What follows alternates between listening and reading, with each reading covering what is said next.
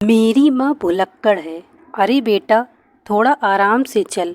बच्चे को मैराथन में दाखिला नहीं कराना है। गीता अपनी गर्भवती बेटी सोनम को टोकते हुए बोली।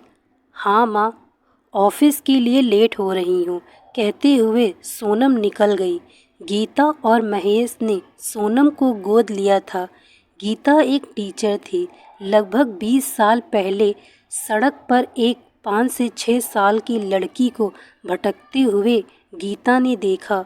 उसने उस बच्ची से उसके माँ बाप के बारे में पूछा तो वह कुछ बता ना सकी।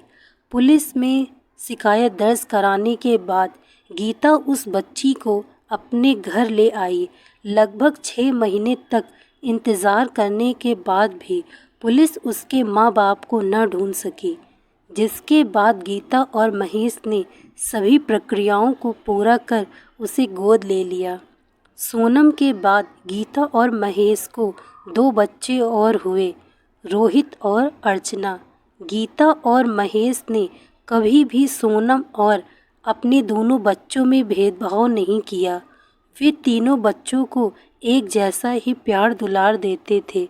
समय आने पर सभी बच्चों को ये बात भी पता दी गई कि सोनम गोद ली हुई बेटी है, लेकिन इस बात से रोहित और अर्चना को बिल्कुल भी फर्क नहीं पड़ा, बल्कि वे सोनम को और ज़्यादा सम्मान देने लगे।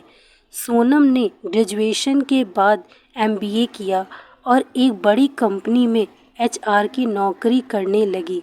सोनम को विशाल से प्यार था।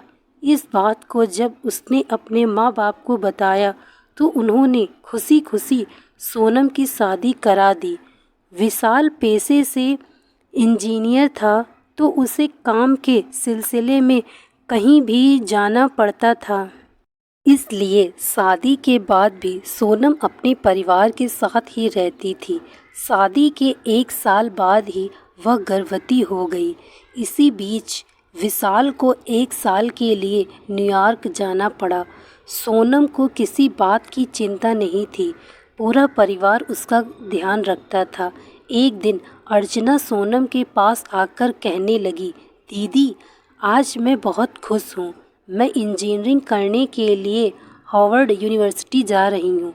सोनम ये बात सुनकर खुश तो हुई, लेकिन अचानक से उसके अतीत ने उसे कचोटना शुरू कर दिया। वह मन में ही सोचने लगी कि मेरा भी तो मन था विदेश जाकर पढ़ने का, लेकिन उस वक्त माँ पापा ने मना कर दिया। आखिर अपना खून है तो जाने ही देंगे ना। सोनम को अचानक से परायापन महसूस होने लगा। उसे समझ नहीं आ रहा था कि वह क्या करे।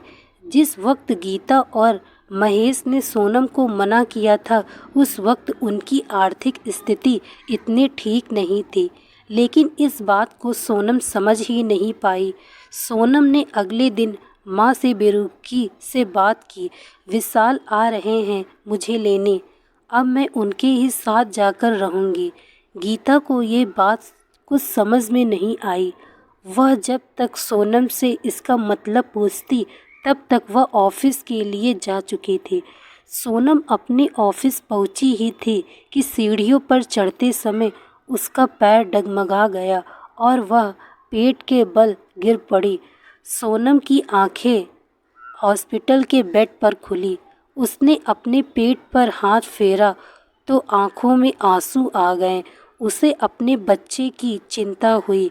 दरवाजे पर देखा तो शीशे के उस तरफ माँ और विशाल का चेहरा दिखाई दे रहा था। बधाई हो, आपको प्यारी सी बेटी हुई है, नर्स ने बच्ची को सोनम के पास रखते हुए कहा। अपनी बच्ची को देखकर सोनम की जान में जान आई। डॉक्टर ने कहा, अगर आपकी माँ ने हमें आपकी हेल्थ कंडीशन के बारे में नहीं बताया होता तो पता नहीं क्या होता। वक्त रहते आपकी और आपके बच्चे की जान बच गई। बच्चे पैदा करते समय जो समस्या आपकी माँ को हुई थी, वही प्रॉब्लम आपको भी होनी थी। ये एक प्रकार की आनुवंशिक समस्या है। डॉक्टर की बात सुनकर सोनम अवाक रह गई।